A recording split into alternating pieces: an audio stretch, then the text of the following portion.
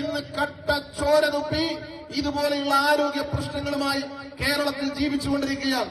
ഏത് പോലീസാണ് ഇത് ചെയ്യുന്നത്?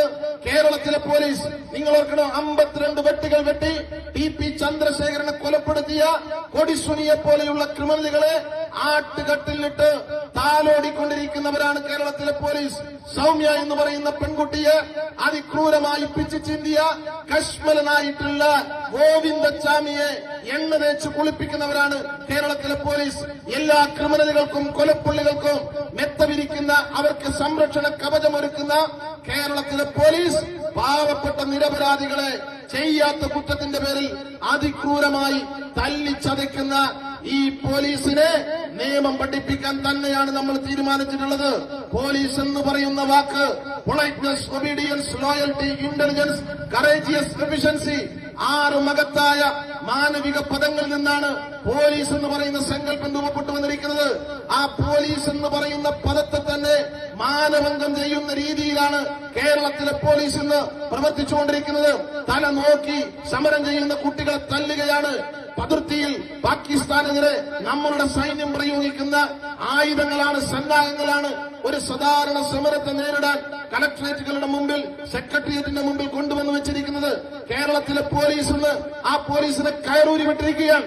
RSS വൽക്കരിക്കപ്പെട്ടിരിക്കുന്നു കേരളത്തിലെ പോലീസ്, ക്രിമിനൽ വൽക്കരിക്കപ്പെട്ടിരിക്കുന്നു കേരളത്തിലെ പോലീസ്, ഗുണ്ടാ മാഫിയ സംഘങ്ങളുമായി ഔദ്യോഗിക ബന്ധമുള്ളവരായി കേരളത്തിലെ പോലീസ് മാറിയിരിക്കുന്നു. കേരളത്തിന്റെ ആഭ്യന്തരമന്ത്രിക്ക് ഒരു നിയന്ത്രണവും പോലീസ് സേനയില്ല. കാരണം എന്താ? കേരളത്തിലെ പോലീസിനെ ഇന്ന് നിയന്ത്രിക്കുന്നത് നല്ല ലക്ഷണമൊത്ത ഒരു കള്ളനാണ്. എത്രയോ കേസുകളിൽ പ്രതിയായിട്ടുള്ള, കേരളത്തിലെ ആദ്യത്തെ രാഷ്ട്രീയ കൊലപാതക കേസ് ഉൾപ്പെടെയുള്ള കേസുകളിൽ പ്രതിയായിട്ടുള്ള, 100 കണക്കിന് അഴിമതി ആരോപണങ്ങളിൽ പ്രതിയായിട്ടുള്ള ലക്ഷണമൊത്ത ഒരു കള്ളന്റെ കയ്യിൽ കേരളത്തിന്റെ പോലീസിന്റെ ഭരണം ഏൽപ്പിച്ചതോടുകൂടി കേരളത്തിലെ പോലീസിൽ ഇന്ന് നിയന്ത്രണം നഷ്ടപ്പെട്ടിരിക്കുന്നു. ആഭ്യന്തര വകുപ്പിന് നിയന്ത്രണമില്ല, നാഥനില്ല, കളരിയായി കേരളത്തിലെ പോലീസ് മാറിയിരിക്കുന്നു. ഗുണ്ടകളുടെയും ക്രിമിനലുകളുടെയും ലിസ്റ്റ് തയ്യാറാക്കിയിരിക്കുകയാണ്. ആ ലിസ്റ്റിൽപ്പെട്ട പോലീസ് ഉദ്യോഗസ്ഥന്മാരെ പിരിച്ചുവിടണം അടിയന്തരമായി.